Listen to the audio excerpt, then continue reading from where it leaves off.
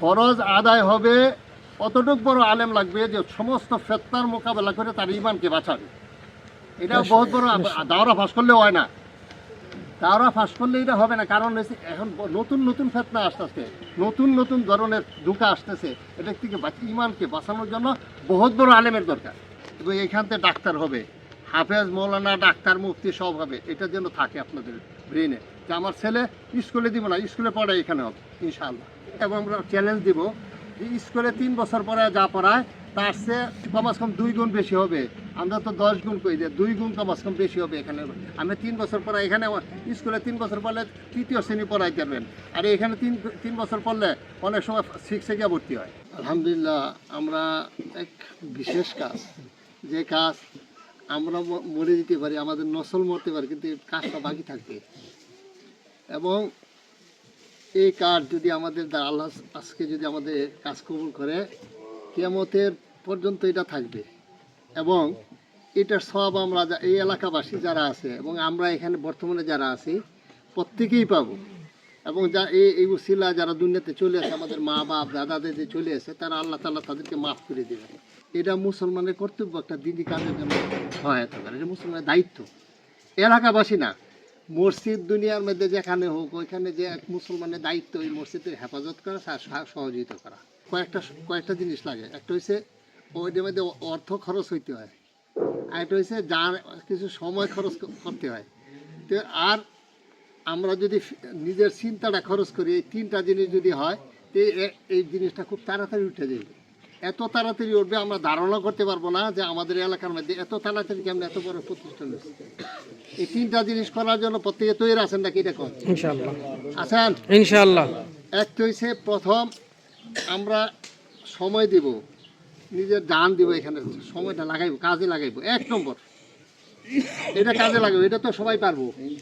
হ্যাঁ, আর সময় দিব, সাথে সাথে অর্থ দিব। মিম্মা রাযাকনাকুম, তোমার রিজকে যা দিয়েছে তার থেকে খরচ করো। বড় লোক হলে খরচ করতে হবে, তার থেকে না। আমার রিজকে যা আছে, আমি চাউল, আমার 2 কেজি চাউল লাগে, 2 কেজি চাউলের থেকে 1 মুঠ চাউল রেখে দিছি 1 বছরের জন্য। এটা তো আমি পারবো কি পারবো না? ইনশাআল্লাহ এটা তো পারবো। আমি বাজার করতে গেছি, 100 টাকার বাজার করবো, 10 টাকা রেখে দিন, এটা পারা যাবো না?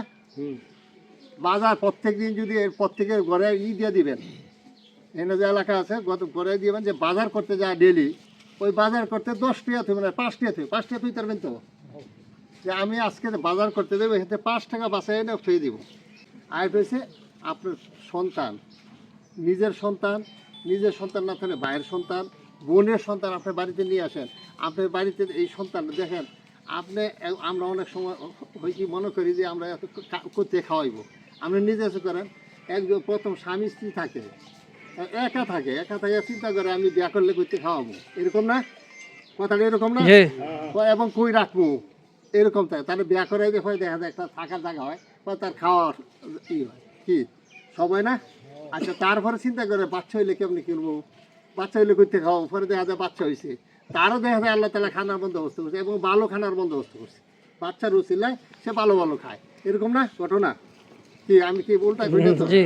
দ্বিতীয়ত আরেকটা হয়েছে, যখন ওই বাচ্চা আরেকটা সন্তান, ওই প্রত্যেকে যত হইতেছে তার খানার বন্দোবস্ত হইতেছে, থাকার বন্দোবস্ত হইতেছে না। কেউ আর জঙ্গলে থাকে না, গাছের নিচেও থাকে না, প্রত্যেকে ঘরে থাকতেছে। এরকম সবাই তো। এমন জায়গা কম, কিন্তু এর ভিতরে আল্লাহ তাআলা করতে আরেকটা জায়গা বাইর করেছে, আরেকটা সিস্টেম বাইর করেছে, বাইরে এখানে থাকতেছে এবং প্রত্যেকে আরামে থাকতেছে। আপনার প্রত্যেকে চেষ্টা করবেন যে আমার নিজের সন্তান নাই, আমার আত্মীয় সন্তান এখানে আইনা সেটা করবো, তার উসিলায় আপনার ঘরে বরকত হয়ে যাব। আর সময় দেবেন এখানে আইসা, কিছু না করে কথা দিয়ে, একটু বুড়া হয়ে গেছে মানে পারি না, কথা দিয়ে সহযোগিতা করবেন। একজন মানুষের বুঝে আসে না, মাদ্রাসা কেন হইব, তারা বুঝাইবেন। এইটাও একটা বড় সমস্যা। ওই যে কইছে বিরোধিতা করবো, বিরোধিতা আমরা যদি প্রত্যেকে এরকম হয়ে যাই তো বিরোধিতা থাকবে না। শয়তান তো আইবই, এর ভিতরে শয়তান কত কিছু আইব। যারা কাজ করতেছে শয়তানের বুদ্ধি, এরা মনে হয় পয়সা মাইরে খেতেছে, কত বুদ্ধি ধরনের শয়তানের আছে। আমাদের ওস্তাদে বলতে যে 70,000 মানে ধোঁকা আছে শয়তানের, নেক্সট শুরুতে দেয়। আমি একটা কাছে নামাজ পড়তে হঠাৎ করে মনের মধ্যে দিয়ে দিল যে মনের মধ্যে আপনি হঠাৎ করে দিয়ে দেবেন, আরে আমি একজনের কাছে ওয়াদা দিছি, জমাতে সময় গেছে, ওয়াদা দিছি আমি ওইখানে যাই ওই লোক হইলে না জমাতে গেল। এগুলি কিন্তু শয়তানে মনে করাই যায়, শয়তানে মনে করে মানুষের ধোকা দিয়ে নেক আমলগুলি বরবাদ করে দেয়। এই জন্য আমাদের এইগুলি দিয়ে খুব খেয়াল থাকতে দেবো। এবং যখন বদজন অর্থাৎ খারাপ ধারণা আসে লা হাওলা পড়বেন সবাই। এবং যদি বেশি হয় তো সরাসরি তার কাছে জিজ্ঞাসা করুন, ভাই আমার মনে হয়নি এটা আইসে, এটা কি এরকম কীরকম, তার সাথে ভাঙিয়ে দিবেন, অন্য মানুষের কাছে কইবেন না। কথা বুঝে আইসে? উনি মনে করেন উনি দায়িত্ব আছে, ওনার প্রতি যে উনি মনে টাকা খাই আনতেছে, আপনি মনটা বুঝাইতেই পারতেছেন না, লাস্ট ওনার কাছে জিজ্ঞেস, অন্য মানুষের কইবেন না ভাই সে তো মনে খাইতেছে, এটা অন্য মানুষের কাছে কইবেন না। এটার জন্য সপ্তাহের আছেন তো ইনশাআল্লাহ, এটা কইবেন না, তাহলে ইনশাআল্লাহ আপনাদের এটা নষ্ট হবে না। একটা জিনিস করা কিন্তু এই যে জাবারিয়ার কথা কইছে, এটা 35 বছর আগে হেরা বলছিল আইসা দিকে আমি গরু বান্ধতে হয়, এবং যে টাকা দিত আমি ওই সময় 3,500 টাকা দিত, হাফেজ সাহেব রান্না রাখছি তো মাদ্রাসা হয় না, উনি বলছে না যে টাকা দেওয়া হবে না, কিন্তু আপনাদের পরিশ্রমে হবে। আপনারা যদি চেষ্টা করেন বাচ্চাদের নিয়ে করেন। আর এখানে আরেকটা জিনিস উনি বলছে যে আমরা এখানে না, শুনেন, আমরা এই দুনিয়া এবং আখেরাত আল্লাহ তাআলা দোয়া শিখেছে, রাব্বানা আতিনা ফিদ দুনিয়া হাসানাত ওয়া ফিল আখিরাতি হাসানাত। দুনিয়া এবং আখেরাতে আল্লাহ তাআলা ভালো করার জন্য দোয়া করতে দিয়েছে, দুনিয়াও ভালো থাকি আখেরাতেও ভালো থাকি, এটাই আল্লাহ তাআলার নিজাম। তো দুনিয়া ভালো থাকলে, দুনিয়া আগে এটা ছিল একজন বড় আলেম, সে ডাক্তার হেকিম, এবং তার মতো হাকিম আজমল খান, সে মানুষের পেশাব দিলে আমরা ল্যাবে নিয়ে সেটা পরীক্ষা করলে রোগ ধরতে না, কিন্তু সে পেশাব দেখলে বলতে পারতো এই লোকটা এটা মহিলার পেশাব না পুরুষের পেশাব, এটা তার কী রোগ হয়েছে বলতে পারতো, আর তার কাছে আর কোনো পরীক্ষা লাগতো না। অনেক হেকিম গেছে, তার চেহারা দূরের চেহারা দেখেছিল, বলছে কি তার এই রোগ, তার এই সমস্যা, তার এই ওষুধ খেলে ঠিক হয়ে যাবে। এখন আমরা ওইরকম এই আলেম এবং আল্লামা সৈয়দি জালাল শরীফ তফসিল লিখছে, আর অনেক কিতাব লিখছে উনি, হ্যাঁ অনেক কিতাব লিখছে উনি। ওনার এক হেকিমে বলে যে ওনার কিতাবগুলি যে পড়িয়া যে আমি করছি, আমার আর অন্য কিছু লাগে না, এত উনি ওষুধের লিখে রেখেছে। এই জন্য একজন ডাক্তার হবে আলেম, এটা খুব জরুরি। কারণ যদি আলেম ডাক্তার না হয়, সে ওই কাজ করবে। ওই জন্য বলছে না আল্লাহ তাআলা আমাদেরকে বানাইছে ইবাদতের জন্য। ইবাদত দুনিয়া কামাই করলে বউয়ের সাথে যে থাকে এটাও কিন্তু সওয়াব, কিন্তু নবীর তরিকায় হতে হবে, এই নবীর তরিকাটা জানতে হবে। যদি না জানি তাহলে গুনাহ হবে। কথা বুঝাইতে পারছি? তো এই জন্য আমাদের প্রত্যেকটা জানা, এবং পুরা আমি ঘুমানোর মধ্যে সওয়াব আছে, নবীর সুন্নত অনুযায়ী যদি ঘুমাইতে সব না, এবং আমি বাথরুমে যাবো এখানে সব আছে, আর সবের বাকি রয়েছে কি? এই জন্য 24 ঘন্টা আল্লাহ তাআলা বানাইছে মানুষকে ইবাদতের জন্য। এই ইবাদত আমরা করতে হলে দিন শিখতে হবে, এবং এখন মনে করতে যে নামাজ রোজা এটি জানলে মনে হয় হয়ে যায়, ফরজ আদায় না। ফরজ আদায় হবে, অতটুকু বড় আলেম লাগবে যে সমস্ত ফিতনার মোকাবেলা করে তার ঈমানকে বাঁচাবে। এটা বহুত বড়, দাওরা ফাঁস করলেও হয় না, দাওরা ফাঁস করলে এটা হবে না। কারণ হচ্ছে এখন নতুন ফিতনা আসতেছে, নতুন ধরনের ধোঁকা আসতেছে, এটা থেকে ঈমানকে বাঁচানোর জন্য বহুত বড় আলেমের দরকার।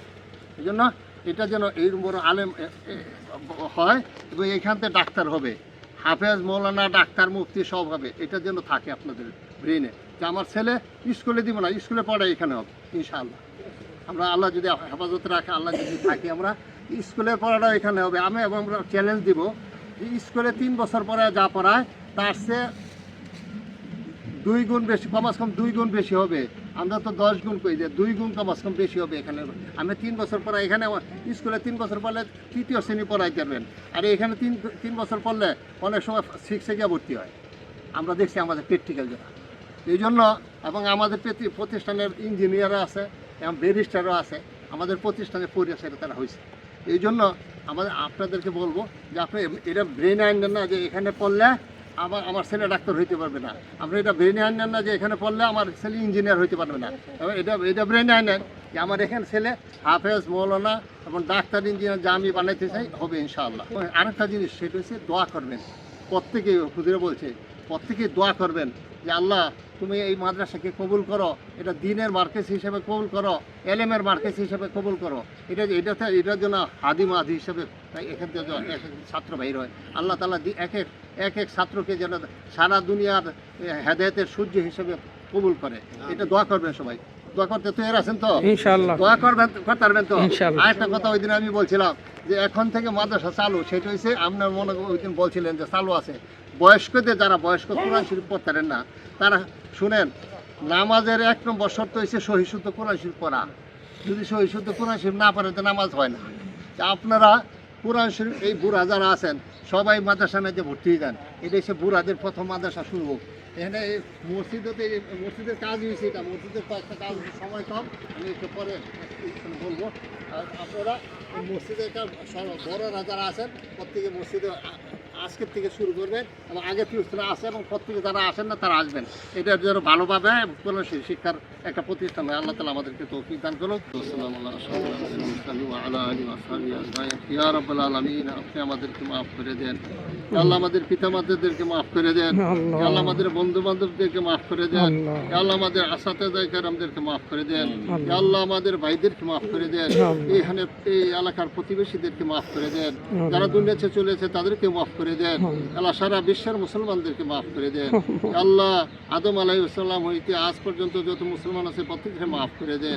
যারা দুনিয়াতে চলেছে তাদের কবরকে জান্নাতের টুকরা বানাই দেন আল্লাহ। যারা দুনিয়ার মধ্যে আছে তাদেরকে হেদায়েত দান করেন, ঈমান দান করেন, ঈমানের হালাত অন্তরে দান করেন আল্লাহ। আমাদেরকে দ্বীনের ইলম দান করেন, ইলম শিখার তৌফিক দান করেন আল্লাহ। এই প্রতিষ্ঠানকে আপনি ইলমের মার্কাজ হিসেবে কবুল করেন, দ্বীনের মার্কাজ হিসেবে কবুল করেন আল্লাহ। এখানে যারা আমরা সহযোগিতা যে কোনোভাবে সহযোগিতা করতেছে প্রত্যেককে আপনি কবুল করেন আল্লাহ, প্রত্যেককে কবুল করেন আল্লাহ, প্রত্যেককে আপনি কবুল করেন। প্রত্যেকের জান মাল সময়ের মধ্যে বরকত দান করেন আল্লাহ, প্রত্যেকের জান মাল সময়ের মধ্যে বরকত দান করেন। সারা বিশ্বের প্রতিষ্ঠানকে আপনি কবুল করেন আল্লাহ। প্রতিষ্ঠানের সমস্ত জুরিয়াত আপনি গাজী খাজরাতে পুরো করে দেন আল্লাহ। সমস্ত বুরাই থেকে আপনি হেফাজত ফরমান আল্লাহ। ডাইনে বামে আগে পিছে উঠে নিচে হাওয়ায় জমিনিয়া আল্লাহ, যত মাসায়েব আছে আগুন পানি সমস্ত মাসায়েব থেকে হেফাজত ফরমান আল্লাহ। সমস্ত প্রতিষ্ঠানকে আপনি হেফাজত ফরমান আল্লাহ। আল্লাহ শয়তানের দুঃখার থেকে হেফাজত ফরমান আল্লাহ, শয়তানের দুঃখার থেকে হেফাজত ফরমান আল্লাহ। কিছু মানুষরূপী শয়তান আছে তাদের দুঃখার থেকে হেফাজত ফরমান আল্লাহ, তাদের দুঃখার থেকে হেফাজত ফরমান আল্লাহ। আপনি আমাদের এই বৈঠককে আপনি কবুল করেন আল্লাহ, আমাদেরকেও কবুল করেন আল্লাহ, আমাদেরকেও কবুল করেন। মুসলমানদেরকে হালাল তাইয়্যিব ওয়াসাদ ফরাহাতে ইজ্জতের সাথে রিজক দান করেন আল্লাহ। মুসলমানদের আল্লাহ ইজ্জতের সাথে আপনি রাখেন, তাদের বাসস্থান দান করেন আল্লাহ। মুসলমানের ইজ্জত বাড়াই দেন আল্লাহ, মুসলমানের ইজ্জত বাড়াই দেন।